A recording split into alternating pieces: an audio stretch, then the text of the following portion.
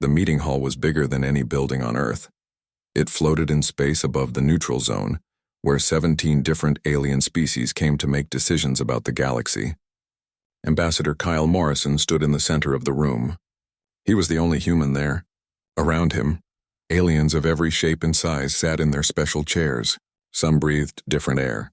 Some needed water tanks. Some were made of crystal that glowed with inner light. Kyle had been waiting for 3 hours. The council was discussing the situation in the outer colonies. 40 million humans lived out there, past the Orion Arm, on worlds that Earth had colonized over the last 100 years. 3 years ago, something terrible had happened. The colonies had stopped talking. No messages came through. No ships returned. Everyone knew why. The Void Swarm had come. The Void Swarm was the worst thing in the galaxy. They were not like normal creatures. They were made of pure energy. They ate energy from stars, from planets, from living things. When they came to a world, they covered it like a dark cloud. They drained everything. People did not die right away. They became weak. They could not move. They stayed alive while the swarm fed on their life force. It took years for them to finally die. 12 worlds had already fallen to the swarm. Now the human colonies were gone too. Kyle had come to ask for help. He wanted the council to send a rescue fleet. He wanted them to fight the swarm and save the human colonists. The Zentari Prime Minister spoke first. She was beautiful in a strange way. Her body was made of living crystal that changed colors when she talked. "We have discussed the situation," she said. Her voice sounded like wind chimes. "The outer colonies are lost. We cannot risk our ships and our people for worlds that are already dead." Kyle felt his hands make fists. He forced them to relax. "Prime Minister, our scans show that many colonists are still alive. The swarm feeds slowly. We can save them if we act now." A creature that looked like a giant squid with too many eyes spoke next. This was the mollusk ambassador. "The Void Swarm has never been defeated. Every fleet we have sent has been destroyed or consumed. We must protect the core worlds. This is simple math. We cannot lose 1,000 ships to maybe save a few colonies." 40 million people, Kyle said. His voice was steady, but inside he was angry. 40 million humans. Men, women, and children. They are not numbers. They are lives. The avian representative spread her wings. Her feathers were gold and blue. "Human ambassador, we understand your emotion. But emotion cannot guide policy. The Galactic Council must think of the greater good. Those colonies are beyond our reach. We must accept this loss and strengthen our defenses here." Kyle looked around the room. He saw the same expression on every alien face. They had already decided. They had given up on the human colonies before he even walked into the room. "I demand a formal vote," Kyle said. It was his right as a member species representative. The vote took 5 minutes. 17 red lights appeared in the air. Not one green light. Not one species would help. The motion was clear. No rescue fleet would be sent. The outer colonies were officially abandoned. Kyle stood straight. He did not bow. He did not thank them for their time. He simply turned and walked out of the hall. Behind him, the aliens were already moving to the next topic. For them, 40 million human lives were just another item on the agenda. On Earth, the news arrived at midnight. Admiral Lisa Grant sat in her command center deep beneath the Pacific Ocean. The room was dark except for the glow of screens. Each screen showed different information. Maps of space, lists of ships, reports from colonies. But the main screen showed the Council's decision in simple words. Relief denied. Colonies classified as total loss. Lisa was 50 years old. She had fought in 3 wars. She had gray hair that she kept short and eyes that never seemed to blink. Around her, 20 officers waited for her response. They all knew what the Council's decision meant. Earth was supposed to accept that 40 million humans were gone. They were supposed to just move on. "Johnson," Lisa said to her aide, "how many ships do we have in the belt?" Captain Greg Johnson checked his tablet. 30 warships, Admiral. All retrofitted with the new drives. The new drives were secret. Humanity had been working on them for 20 years. They could do something no other species had figured out. They could travel through void space. It was dangerous. Ships that entered void space sometimes never came out. Sometimes they came out wrong, changed in terrible ways. But it was fast. A journey that would take years in normal space took months in void space. "And the weapons?" Lisa asked. "Dr. Walker's team has finished the antimatter torpedoes. The resonance cannons are installed on half the fleet. Lisa stood up. She walked to the main screen. She touched it with one finger, right where the abandoned colonies were marked in red. "Ladies and gentlemen," she said to her staff, "the galaxy has made a choice. They have decided our people are not worth saving." "I disagree," she turned to face them. "Operation Phoenix is now active. We launch in 72 hours. Volunteer crews only. Make sure everyone knows the risks." In the asteroid belt, hidden from alien sensors by careful positioning, 30 human warships sat in darkness. The biggest was the battlecruiser Retribution. Captain Jack Coleman stood on its bridge reading the message from Earth. He was young for a captain, only 35. But he had earned his rank by being smart and brave when it counted. So they said no. His first officer, Commander Alice Moore, said. She was reading the same message. "Did we expect anything else?" Jack replied. "The Council always does what is safe. What is easy?"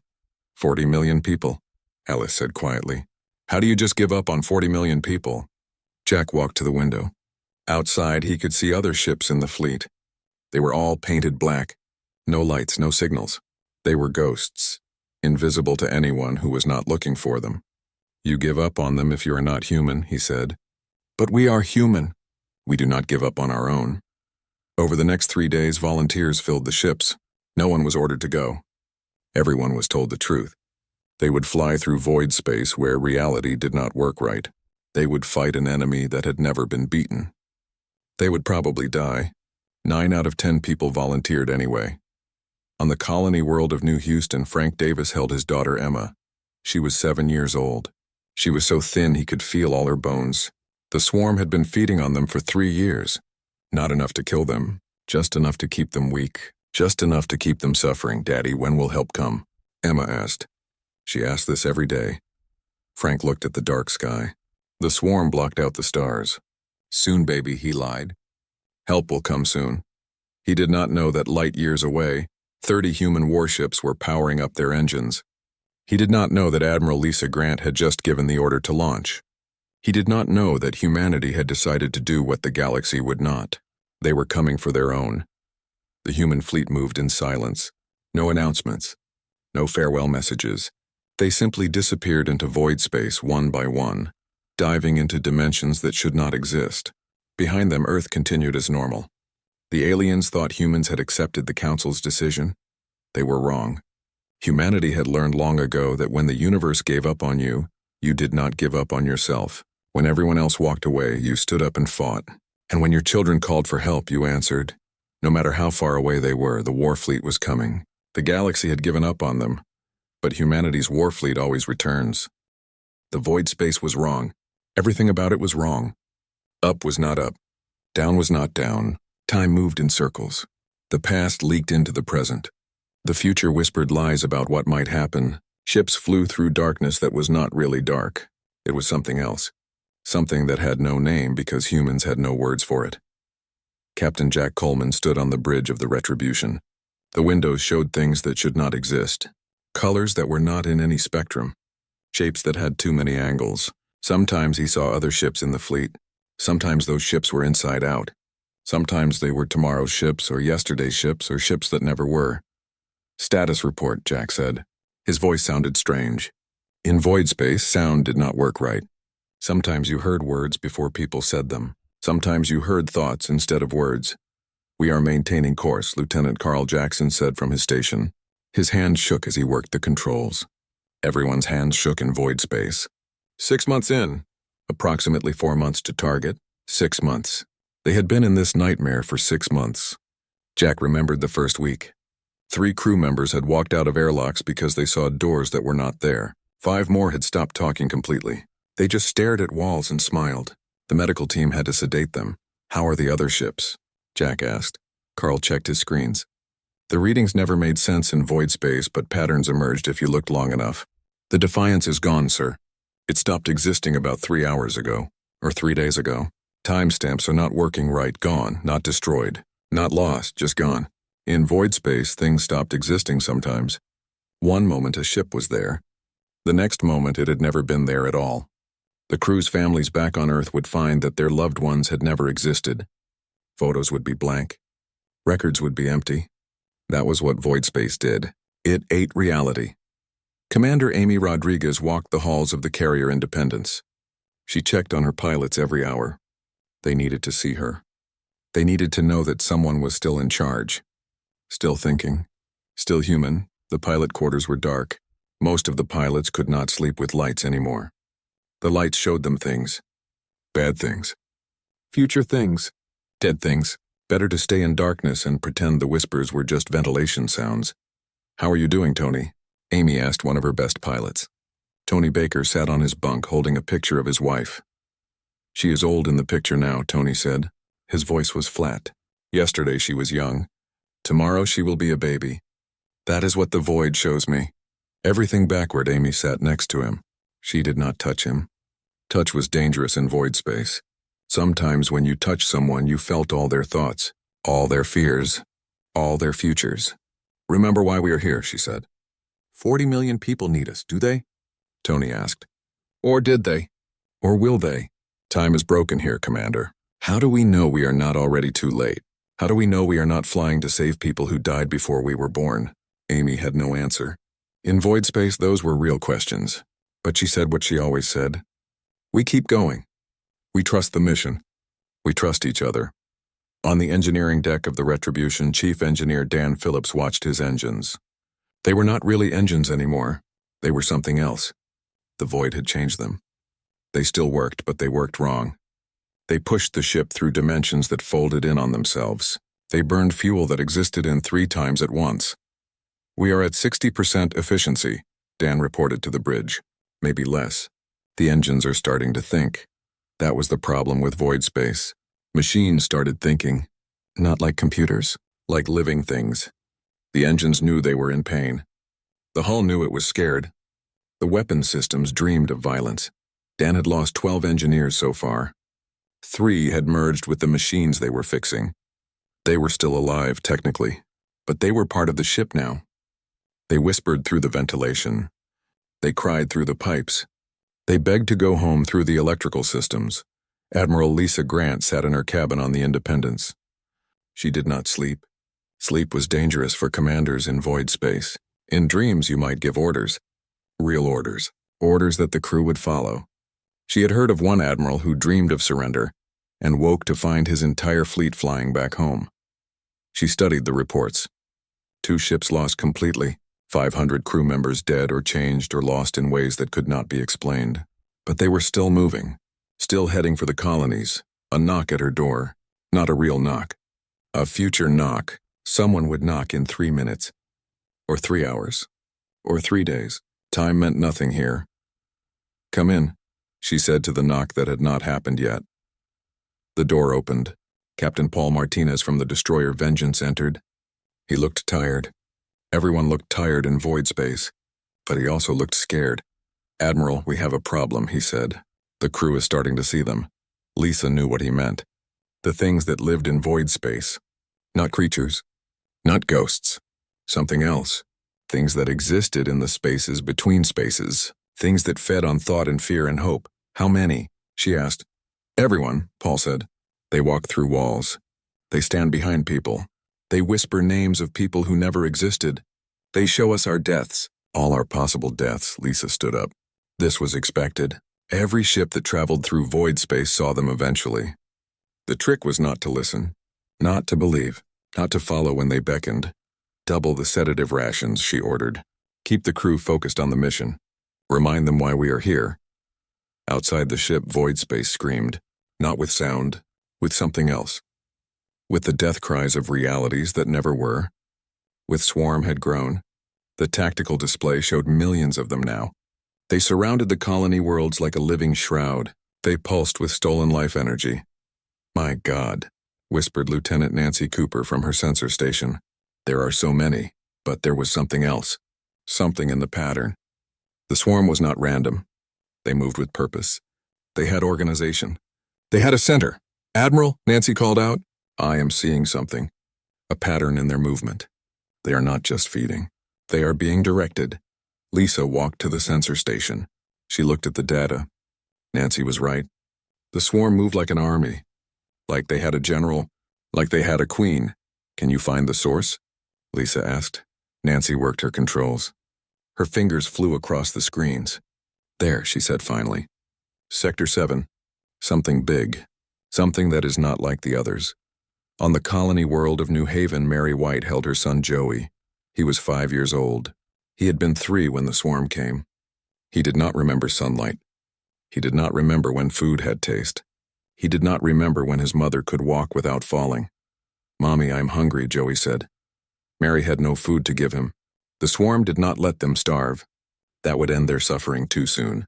But they kept them weak, kept them barely alive, kept them as batteries to feed from. "Soon, baby," Mary whispered. "Food will come soon." She did not believe it. Hope had died 2 years ago when the last ship tried to leave and was consumed before it reached orbit. But she lied to her son because that was what mothers did. They lied to make their children feel better. Above them, the swarm pulsed and fed. They had no idea that light years away, 30 human warships were tearing through impossible dimensions to reach them. They had no idea that humanity had not given up. They had no idea that their suffering had not been forgotten. The human fleet pushed forward through the nightmare of void space. They lost ships. They lost crew. They lost pieces of their sanity. But they did not stop. They did not turn back. They flew through hell itself because 40 million humans needed them, because humanity's war fleet always returns. The human fleet tore out of void space like a wound in reality. One moment, empty space. The next moment, 28 warships appeared in perfect formation. They came out shooting. No warnings, no demands for surrender, just immediate, overwhelming violence. The void swarm had never been attacked before. In 10,000 years of feeding on civilizations, no one had ever brought war to them. Other species ran. They hid, they died. But they never fought back. The swarm had forgotten what it meant to be hurt. They learned quickly. The Retribution's main guns fired first. Antimatter cascade torpedoes designed by Dr. Karen Walker and her team crossed the distance in seconds. When they hit the swarm, something impossible happened. The energy beings screamed, not with sound, but with waves of psychic pain that every human in the fleet felt. The torpedoes did not just explode. They created chain reactions that tore through the swarm's very existence. "Direct hits," Carl Jackson reported from sensors. "The swarm is breaking apart in Sector 3. Jack Coleman stood at the center of his bridge, watching the tactical display. "All batteries, continuous fire. Do not give them time to adapt." The human ships spread out in a pattern they had practiced 1,000 times. Each ship covered another. Each weapon system supported another. This was not random shooting. This was systematic destruction. On the carrier Independence, Amy Rodriguez ran to her fighter bay. Her pilots were already in their ships, engines hot, waiting for the word. "Listen up," she said over the comm. "The swarm is made of energy. They think in 3 dimensions. We think in 4, use that. Hit them where they will be, not where they are. And remember, you are not just pilots today. You are the angels of death for every colonist they have tortured for 3 years. The fighter bay doors opened. 50 fighters launched in perfect sequence. They were small, fast, and carried weapons that should not exist. Disruption charges that attacked the bonds holding energy beings together. Void-touched missiles that pulled pieces of void space into normal space, creating tiers that the swarm could not cross. Betty Johnson led the first squadron. She was 28 years old and had been flying since she was 15. In void space, she had seen her own death 17 times. Each time different. Each time horrible. But she was still here, still flying, still fighting. "Squadron 1, follow me," she called. "We are punching a hole to New Houston." The fighters dove into the swarm cloud. It was like flying through a living thunderstorm. Energy tendrils reached for them. Some fighters were caught. They did not explode. They just stopped. Their pilots aged to dust in seconds as the swarm drained their life force. But for every fighter lost, 10 more got through. They dropped their charges deep in the swarm's mass. Explosions rippled through the energy beings like stones thrown in water. On the surface of New Houston, Frank Davis felt the ground shake. He looked up at the sky that had been dark for 3 years. There were lights, explosions, battle. "Emma, look," he said to his daughter. "Look at the sky." Emma was too weak to stand. But Frank lifted her to the window. She saw the flashes of light, the tears running down her father's face.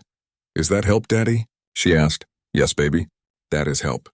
Our people came for us." Across the colony, others were looking up. Some cried, some laughed. Some just stared in disbelief. They had been abandoned by the galaxy, written off as dead, but humanity had not forgotten them. The battle was not going all one way. The swarm began to adapt. They started to merge, forming larger entities that could withstand the human weapons. A massive swarm the size of a moon formed near the planet. It reached out with tendrils of pure energy, each one capable of draining a ship in seconds. The destroyer Vengeance was caught first. Captain Paul Martinez watched his bridge lights dim as the swarm fed on his ship's power. "All hands abandon ship," he ordered. But there was nowhere to go. The escape pods were caught too. Paul stayed at his post, firing every weapon until the lights went out forever. The Vengeance drifted, a dead hulk full of mummified crew. 3 more ships fell in the next hour. The carrier Independence took heavy damage when a swarm entity merged with its hull. The metal screamed as it was converted to energy and consumed. Lisa Grant watched the tactical display. They were hurting the swarm, but not fast enough. At this rate, the fleet would be destroyed before they could save the colonies. "We need a new strategy," she said to her staff. "The direct approach is not working." Lieutenant Nancy Cooper spoke up from her station. "Admiral, I have been analyzing their movement patterns. The swarm is not thinking independently. They are being controlled. There is something in Sector 7. Something big. It might be their command structure." Lisa studied the data. Nancy was right. All the swarm movements originated from one point, a massive energy signature that dwarfed even the largest swarm entities. "All ships," Lisa commanded. "New target, Sector 7. Whatever is there, we kill it." The fleet turned as one. They pushed through walls of swarm entities, taking losses but never stopping. The Retribution led the charge. Its armor scarred and burned, but its guns still firing. Then they saw it. The thing in Sector 7 was not like the other swarm. It was ancient, massive, a being of pure energy the size of a small moon. It pulsed with power stolen from 1,000 dead worlds. This was the Queen, the mother, the source of the swarm. "My God," someone whispered on the bridge. Jack Coleman felt fear for the first time in the battle. This thing had existed since before humans learned to use fire. It had fed on civilizations that were old when Earth was young. How could they fight something like that? But then he thought of Emma Davis and 40 million others waiting for rescue. He thought of Paul Martinez dying at his post. He thought of every human who had ever refused to give up. "All ships concentrate fire on that thing," he ordered. "Everything we have. Every weapon. Every torpedo, everything." The human fleet opened fire as one. 24 ships focusing all their firepower on a single target. The space around the Queen lit up like a new sun. Antimatter detonations. Void tears. Resonance cannons that attacked the very concept of the creature's existence. The Queen fought back. Energy waves that aged metal to rust in seconds. Psychic screams that drove crew members insane. Tendrils that reached across space to drain ships of everything, even hope. The battlecruiser Washington was torn in half. The destroyer Liberty imploded as its reality was rewritten. The cruiser Phoenix aged 1,000,000 years in a second and crumbled to dust. But the humans kept firing. They did not retreat. They did not pause. They poured everything they had into killing this thing that had tortured their people for 3 years. Dr. Karen Walker watched from the Retribution science station. The readings were incredible. The Queen was weakening. Its energy patterns were destabilizing. But it was not enough. It would take more firepower than they had to kill it completely. Unless... "Captain Coleman?" she called. "I have an idea. It is insane, but it might work." "Insane is all we have left, Doctor. Talk to me." "The Queen is holding itself together through willpower. It is so old, so powerful, that it exists because it believes it exists. But we have been to void space. We have 24 ships full of void-touched crew, people who have seen reality break, people who know that existence is optional." Jack understood. "You want us to disbelieve it to death?" "Not just disbelieve. Impose our reality on it. Make it mortal. Make it killable." It was insane. But they had traveled through hell to get here. Their minds were already broken in useful ways. Why not use that damage as a weapon?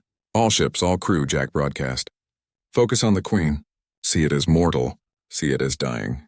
See it as small and weak and frightened. We define reality now. We say what exists and what does not. And we say that thing dies today."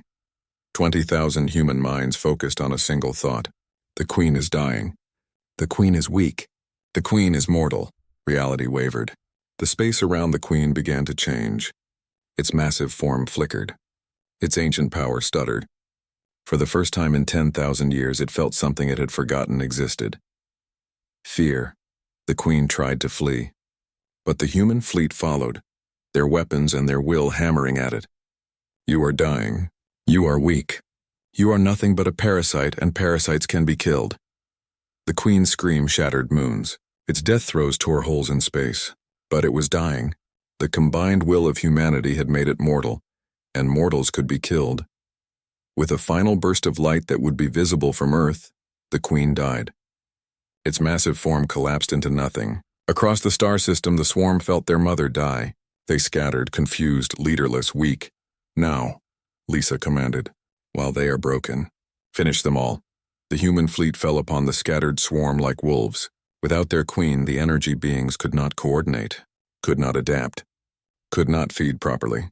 They were just scattered parasites now, and humanity exterminated them with ruthless efficiency. The retreat looked real. Human ships pulled back from the swarm clouds, engines burning bright as they fled toward the outer system. Gaps opened in their formation. Weapons fire became sporadic, then stopped. To the swarm, it looked like the humans were finally breaking, finally running like every other species had run. The swarm followed. Without their queen, they were hungry, angry, confused. But they still knew how to feed. They poured through the gaps in the human formation like water through a broken dam. Thousands of energy beings racing after the fleeing ships, eager to drain them dry. Admiral Lisa Grant watched them come. She stood on the bridge of the Independence, her face calm, her hands steady. Around her, officers counted down on their screens. Distance markers, timestamps, probability calculations. 5 more seconds, she said quietly. Let them all come through. The swarm filled the space between the human ships, a massive cloud of energy beings so dense that they blocked out the stars. They reached with hungry tendrils for the human vessels. Almost close enough to feed, almost close enough to drain. Now, Lisa said. Every human ship dropped something at the same moment. Small black boxes, no bigger than a person. They floated in space unnoticed by the swarm. Why would energy beings care about small metal boxes? Detonate, Lisa commanded. The boxes exploded, but not with fire or force. They exploded with something else. With controlled tears in reality. With pieces of void space pulled into normal space. With quantum mechanics turned into a weapon. The human fleet had not been retreating. They had been building a trap.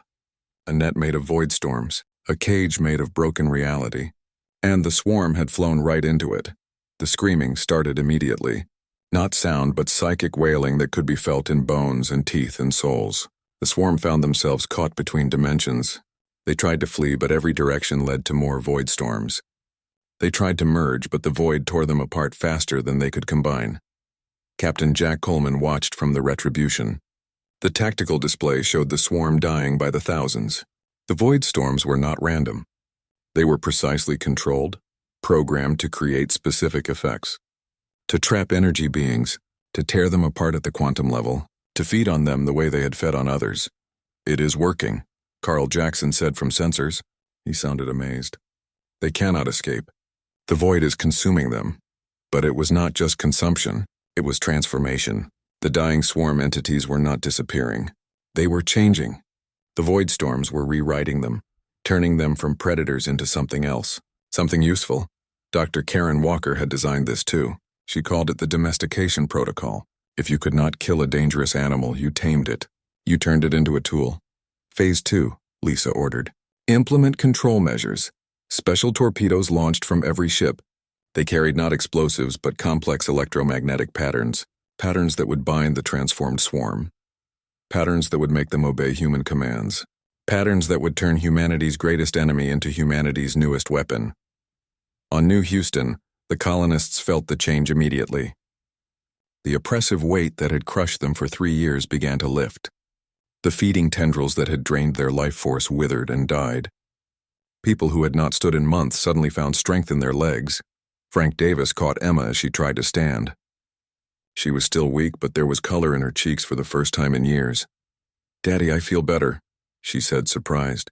"The hurt is going away." All across the colony, the same scene played out. Children laughing, adults crying with relief. the elderly taking deep breaths without pain. The swarm's influence was breaking, but the human fleet was not done. They pushed their advantage, herding the remaining swarm into tighter and tighter void cages. Some swarm entities tried to surrender if such things could surrender. They broadcast thoughts of submission, of fear, of pleading. The humans did not listen. 3 years of torture had to be answered. 3 years of slow death had to be paid for. The void storms continued their work, breaking down the swarm into manageable pieces. Commander Amy Rodriguez led her fighters in cleanup operations. Small pockets of swarm tried to hide in asteroid fields and moon craters. The fighters hunted them down with methodical precision. No mercy, Amy told her pilots. They showed none to our colonists. We show none to them. Betty Johnson found a cluster of swarm hiding in the rings of a gas giant. They tried to merge with the planet's magnetic field, to hide in the natural energy flows. But Betty had learned their tricks. She dropped a void charge into the center of their formation. The resulting implosion pulled 300 swarm entities into a space the size of a pin before they ceased to exist. Back on the Retribution, Jack Coleman received reports from all ships. The swarm was broken. More than that, they were controlled. The domestication protocol had worked. Thousands of swarm entities now responded to human commands. Their energy forms locked into patterns that made them servants instead of predators. "Test the control," Jack ordered. A command signal went out. Immediately, 100 tamed swarm entities formed up in military formation. They moved in sync, their energy forms pulsing in response to human orders. They had become living weapons, tools that humanity could use. Make them fix what they broke, someone suggested. It was brilliant. The tamed swarm still had all their abilities. They could manipulate energy. They could repair damage at the molecular level. They could restore what they had drained. Lisa gave the order.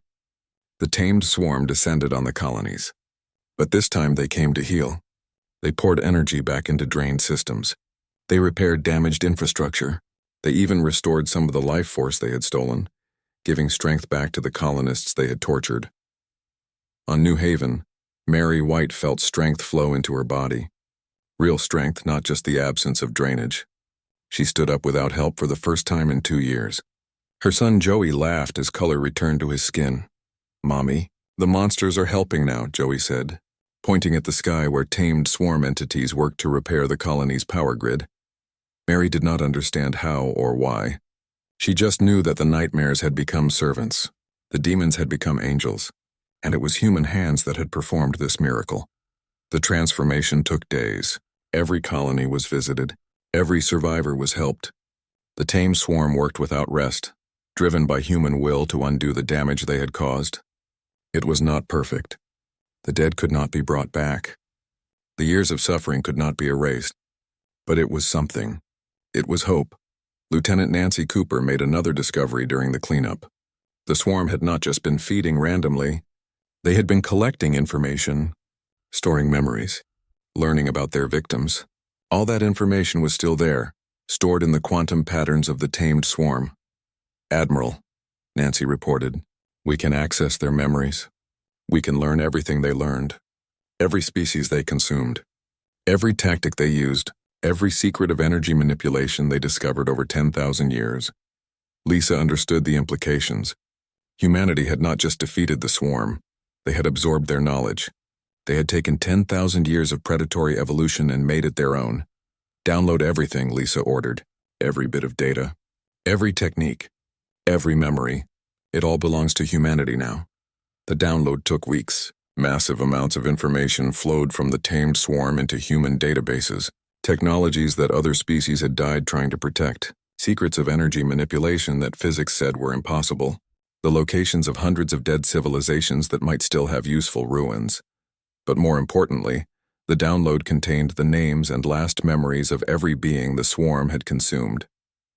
Billions of souls who had died alone and forgotten. Humanity cataloged them all. Every name, every face, every final thought. They would not be forgotten again.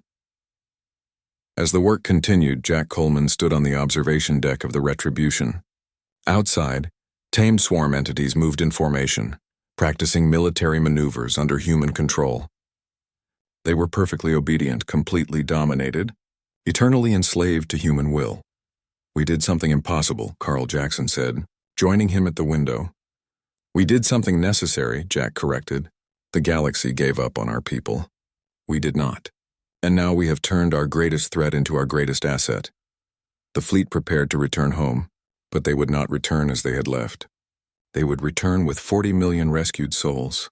They would return with an army of tamed energy beings. They would return with knowledge and power that would reshape the balance of the galaxy. Most importantly, they would return with proof that humanity never gives up on its own. Proof that human will could break any enemy. Proof that when the galaxy abandons you, humanity will come for you. The war fleet had won. But the real victory was not in the battle. It was in the message they would carry back to the Council. The message that would echo through the galaxy for generations. Humanity's war fleet always returns, and now it returns stronger than ever. The sensors in the Galactic Council Hall screamed warnings. A massive void space rupture was forming right in the middle of the neutral zone. Every species representative jumped to their feet, alarms blaring, security systems activating. No one was supposed to be able to open void space here. The Council's own inhibitor field should have made it impossible, but impossible was a human word that humans had learned to ignore. The rupture tore wider. Energy readings went off the scale. Then, in perfect formation, 24 battered human warships emerged from the impossible hole in reality. Their hulls were scarred, burned, twisted in places where void space had tried to remake them. But they were here. They were alive. They were victorious. Behind them came the civilian ships. Dozens of transports, cargo haulers, colony vessels. Ships that had been trapped in the outer colonies for 3 years. Ships full of 40 million humans that the galaxy had declared dead. The Zentari Prime Minister's crystalline form flickered with shock. Her perfect memory recalled the meeting 10 months ago. The vote to abandon the colonies. The certainty that those humans were lost forever. Yet here they were, returned from the dead. But it was what came next that truly shattered the Council's understanding of the universe. The swarm came through the rupture. Thousands of them. The same energy beings that had terrorized the galaxy for millennia. The unstoppable predators that had consumed 12 worlds. They came in military formation, moving in perfect synchronization, following the human fleet like trained dogs. Panic erupted in the Council Hall. Representatives scrambled for emergency exits. Security forces powered up weapons that had never been fired. The mollusk ambassador's many eyes widened in terror as his species, ancient enemy, appeared before him. "Hold your fire," a human voice commanded. Through every speaker, and the Hull Admiral Lisa Grant stood on the bridge of the Independence, broadcasting to the entire Council. Her image appeared on every screen, her scarred face calm, her gray eyes holding no warmth. "The swarm is under human control," she said simply. "They will not harm anyone unless I order it, and I will only order it if you give me a reason." The Council Hall fell silent. 17 species stared at the impossible sight. The void swarm, tamed, controlled, enslaved by the species they had voted to abandon. Kyle Morrison entered the hall. He had been waiting for this moment. He walked to the center of the room, the same spot where he had stood 10 months ago begging for help. But he did not beg now. He did not plead. He simply stood there, letting the silence speak for him. Finally, the Zentari Prime Minister found her voice. "This is impossible. The swarm cannot be controlled. They are pure energy. They are chaos itself." "Were," Kyle corrected. "They were chaos. Now they are tools. Our tools." He gestured to the screens showing the tamed swarm. Every one of them responds to human command. Every one of them has been rewritten at the quantum level to serve humanity. We did not just defeat them. We conquered them. We made them ours. The avian representative spread her golden wings. How did you accomplish this?" Jack Coleman's image joined Lisa's on the screens. His young face looked older now, marked by the months in void space. "We did what humans always do. We refused to accept defeat. We went through hell. We sacrificed everything, and we won." He paused, letting his words sink in. 24 ships returned. We left with 30. 6 ships and their entire crews ceased to exist in void space. 3,000 humans died fighting the swarm. Another 1,000 died from void exposure. But we saved 40 million. That is math the Council cannot understand. Trading 4,000 lives to save 40 million. To us, it was worth it. It will always be worth it. The mollusk ambassador's tentacles writhed in agitation. You traveled through void space for 10 months? That is suicide. No species has ever survived that long in the void. No species ever had a reason to, Lisa replied from her ship. You gave up on our people. You decided they were acceptable losses. But to us, no loss is acceptable. No human is expendable. We would travel through void space for 10 years if that is what it took. A small figure appeared on the main screen. Emma Davis, now healthy, now strong, stood with her father in one of the returning colony ships. The council saw her clearly. A 7-year-old human child who should have been dead. That is Emma, Kyle said quietly. The swarm fed on her for 3 years. She should have died. Her entire colony should have died. But she is alive because humans came for her, because we always come for our own. Emma waved at the screen, not understanding that she was addressing the most powerful beings in the galaxy. To her, they were just more adults who needed to see that she was okay. Hi, Emma said. Thank you for worrying about us. But Earth came to save us, so we are all fine now. The innocence in her voice, the assumption that of course Earth would come, of course they would be saved, hit the council harder than any weapon could have. This child had never doubted. Even in 3 years of hell, she had known her people would come. The council members looked at each other. The weight of their decision, their abandonment, their cold calculation, pressed down on them. They had written off 40 million souls. Humanity had refused to accept that writing. What do you want? The Zentari Prime Minister asked. What does humanity demand for this? Achievement? Kyle and Lisa exchanged looks through the screens. They had discussed this moment many times. What would they demand? Reparations? Apologies? New territory? Greater council representation? Nothing, Kyle said. The word hung in the air. The council representatives could not process it. Nothing? After all this, humanity wanted nothing. We did not do this for reward, Lisa explained. We did not do this for power or recognition or payment. We did it because they are our people. That is all the reason we needed. She paused, then continued. But we are here to tell you something. To make sure you understand. Humanity will never follow your cold equations. We will never accept your calculations of acceptable losses. If you abandon people, any people, human or otherwise, and we have the ability to save them, we will. With or without your permission. With or without your help. The tamed swarm suddenly moved. Thousands of energy beings formed symbols in space, letters in every language of every council species. The same message repeated 17 times: we protect our own. The demonstration was not a threat. It was a statement. A declaration of what humanity was and would always be. The avian representative spoke carefully. What about the swarm? They are a danger. Even controlled, they could break free. Dr. Karen Walker's image appeared on a secondary screen. She looked exhausted but satisfied.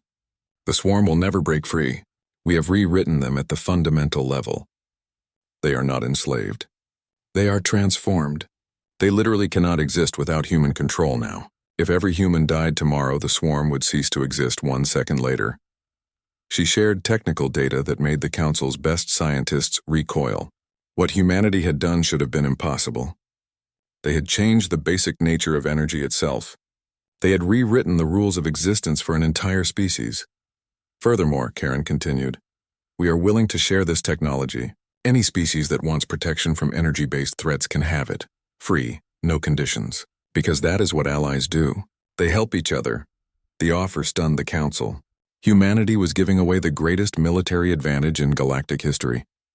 They were offering to protect species that had abandoned them.